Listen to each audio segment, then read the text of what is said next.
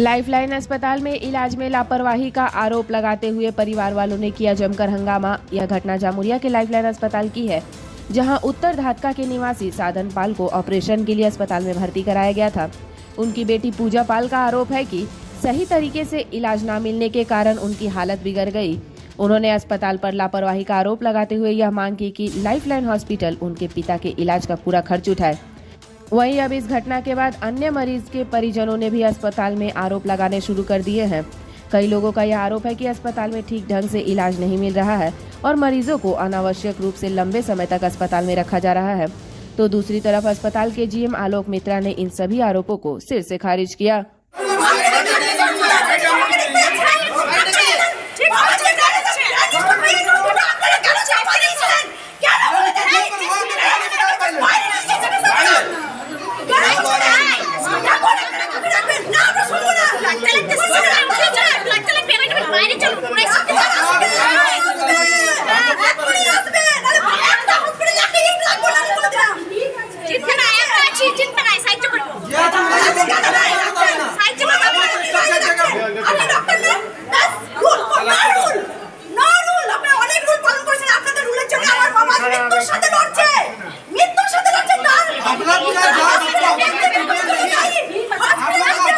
আমাদের অভিযোগ হচ্ছে যে 29শে জানুয়ারি 12:30 বা 12:30 থেকে 1টার মধ্যে আমার বাবাকে লাইফলাইন হসপিটালে আমি ভর্তি করার পর আমার বাবাকে ওখানে রাখে 29 তারিখ, 30 তারিখ, 31 তারিখ। 1 তারিখে আমার বাবার অপারেশন হয়, 9:30টায় উটিতে ঢোকায়। উটিতে ঢোকানোর পর 11টার সময় উটির থেকে বের করে। তখন আমাদেরকে ডক্টররা বলে, মানে ওখানে যারা যারা মজুদ ছিল তারা বলে আপনারা বাড়ি চলে যেতে পারেন, পেশেন্ট ঠিক আছে, জ্ঞান এলে কালকে আপনারা আবার আসবেন। 2 তারিখে সকালে যখন আমরা আসি, আমি ভাবলাম বাবা হয়তো রেস্ট নিচ্ছে, ঘুমোচ্ছে, তো অপারেশন হয়েছে, উইক আছে, হয়তো ঘুমোচ্ছে, আমি ডিস্টার্ব করিনি। আবার যখন আসি তখন আমি ডক্টরকে, এখানকার ইনচার্জকে সবাইকে জিজ্ঞাসা করি যে পেশেন্ট জাগলো না কেন, পেশেন্ট এখনও পর্যন্ত কথা বলছে না কেন, কোনো ইমপ্রুভ নেই কেন। তখন এরা বলে যে ব্লাড কম আছে, পটাশিয়াম কম আছে, সোডিয়াম কম আছে, এসব বলে আমাদেরকে মিথ্যে বোঝায়। তারপরে আমি ওখান থেকে ব্লাডের কাগজ আমার কাছে আছে, ব্লাডের কাগজ নিয়ে যাই আমি এমএলএ হসপিটাল। তখন বাজে 6:30 7টা। ওখান থেকে 9টার 2 ঘন্টা টাইম নিয়েছিল ব্লাড ম্যাচ করতে। 9টার সময় আমি এনাদেরকে ব্লাড দিই। ব্লাড দেওয়ার পর আমি 3 তারিখে সকালে যখন আসি তখন পেশেন্টের অবস্থা আরও বেশি শোচনীয় হয়ে যায়, আরও বেশি খারাপ হয়ে যায়। 3 তারিখে আমি এদেরকে জিজ্ঞাসা করি, বলে পেশেন্ট তো খুব উইক আছে, আমরা সোডিয়াম চাপিয়েছি, এত তাড়াতাড়ি তো রিকভার করবে না, আস্তে আস্তে আমরা সোডিয়াম দিচ্ছি, পেশেন্ট রিকভার করবে, আমাদেরকে 1 ঘন্টা 2 ঘন্টা টাইম দেন। 1-2 ঘন্টা পর বাবা আমার চোখ খুলেছিল, বাকি কোনো রেসপন্স করেনি। 3 তারিখ এইভাবে চলে গেল। 3 তারিখে আমরা বললাম যে না, আমরা বাবাকে ছাড়বো না, বা একটা ছোট্ট পাইলসের অপারেশন, সেটার জন্য তো এত কিছু হয়ে যেতে পারে না। একটা ছোট্ট পাইলস অপারেশন যেটা মানুষ বাড়িতে করে, তার জন্য এত কিছু হয়ে গেল, আমার বাবা রেসপন্স করছে না, বাবার হাত পা লড়ছে না। তো বললো যে না, উইক আছে, প্রেশার একটু আপ ডাউন করছে, ঠিক হয়ে যাবে। 3 তারিখে আমরা বলি আমরা কেবিন নেব, আমরা বাবার সাথেই থাকবো, কারণ আপনারা যদি বাবার সামনে না থাকতে দেন আমরা কেবিন নিয়ে থাকবো। আমরা কেবিন নিয়েছিলাম 3 তারিখে রাত্রেবেলায়। 4 তারিখে একই গল্প হয়, ডাক্তার আমাদেরকে ভুল বোঝায়, ভুল পথে পরিচালনা করে, অবস্থা আরও খারাপ হয়ে যায়। তারপরে 4 তারিখে সন্ধ্যাবেলায় আমার বাবাকে আমাদের রিক্সে সাইন করে এখান থেকে ছুটি করে আমি মিশন হসপিটালে অ্যাডমিট করি। মিশন হসপিটালের সাথে সাথে এমআরআই করে বলে 2টো ব্রেন স্ট্রোক হয়ে গেছে।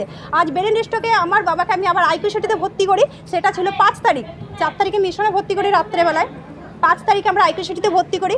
আইকিউসিটিতে 6 তারিখে আমার বাবার ব্রেন অপারেশন হয়। ব্রেন অপারেশন 6 তারিখ থেকে আজ হয়ে গেল 10 তারিখ, আর 40 দিন আমার বাবা মৃত্যুর সাথে লড়ছে।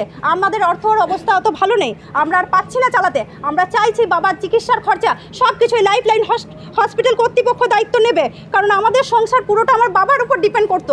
আমরা ভেসে যাচ্ছি, আমার বাবা মৃত্যুর সাথে লড়ছে, আমাদের সংসার ভেসে যাচ্ছে, আমরা অসুস্থ হয়ে পড়ে যাচ্ছি, কারণ আমরা 40 দিন আর লড়তে পারছি না।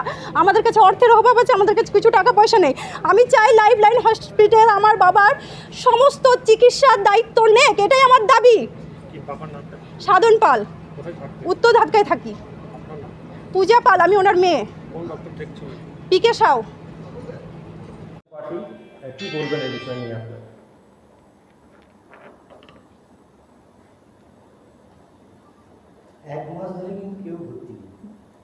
প্রথম কথা হচ্ছে যে এরকম তো নেই, আমাদের ইয়েতে এরকম ভর্তি নেই। আর দ্বিতীয় হচ্ছে যে এই যে যার কথা বলছে, এই যে সাধন পাল, সম্ভবত ওর কথাই বলছে যে এরকম ও 10-12 দিন আগে নাকি ভর্তি হয়েছিল, 3 দিন আগে রেসপন্ডে হয়ে যায়, রিলিজ হয় এখান থেকে। এরপর মিশনে যায়, 2টো ব্রেন স্ট্রোক হয়, আর হচ্ছে ওর এখানে পাইলস অপারেশন বলে করেছিল। বর্তমানে আইকিউসিটিতে আছে। তো এ তো অলরেডি আমি যেটুকু খোঁজ নিয়ে জানলাম যে ওরা রিস্ক বন্ডে নিয়ে গেছে। হ্যাঁ, এরা কিন্তু ছাড়েনি, আমাদের এখান থেকে ছাড়া হয়নি, ওর ট্রিটমেন্টই কমপ্লিট হয়নি। ওরা বেটার ট্রিটমেন্টের জন্য ওরা চলে গেছে মিশন থেকে আবার ওরা গেছে ইয়েতে আইকিউসিটিতে এবং সেখানে ভর্তি আছে। তো এইখানে আমাদের ইয়েটা কোথায় আসছে?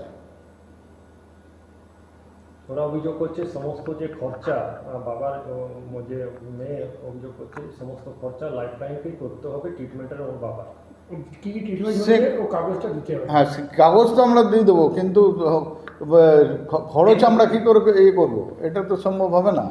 আর বেশ কিছু মানুষরাও এখানে অসন্তুষ্ট আপনাদের না, ট্রিটমেন্ট নিয়ে, ওরা অভিযোগ করলো এখনই। যদি অভিযোগ থাকে তো সে তো অভিযোগ দিতেই পারে, দিয়ে জানা যে ভুল বোঝাবুঝি যেটা হচ্ছে ওর নিশ্চয়ই ওর কোনো গ্রিভান্স আছে। আমরা প্রত্যেককে দেখুন, এখনও আপনার ওই আজম মনে হয় ইয়েকে ডক্টর আজম সাহেব মনে হয় করছে, ব্রিফিং করছে প্রত্যেকটা পেশেন্টকে, প্রত্যেক দিনের ব্রিফিং এখান থেকে বলে দেওয়া হয় যে এই হয়েছে, এই ট্রিটমেন্ট হয়েছে, এরপরে আপনার পেশেন্টের এই অবস্থা আছে, আপনি ইচ্ছা করে রাখতে পারেন কি না রাখতে পারেন। আপনার হসপিটালে তাহলে বলছেন যে বারবার এইভাবে মানুষরা যে সময় বেশি আপনারা টানছেন, অ্যাডমিট নিয়ে নিচ্ছেন, এই করছেন ওই করছেন। না, ট্রিটমেন্ট যতক্ষণ না শেষ হবে ততক্ষণ তো হতেই থাকবে।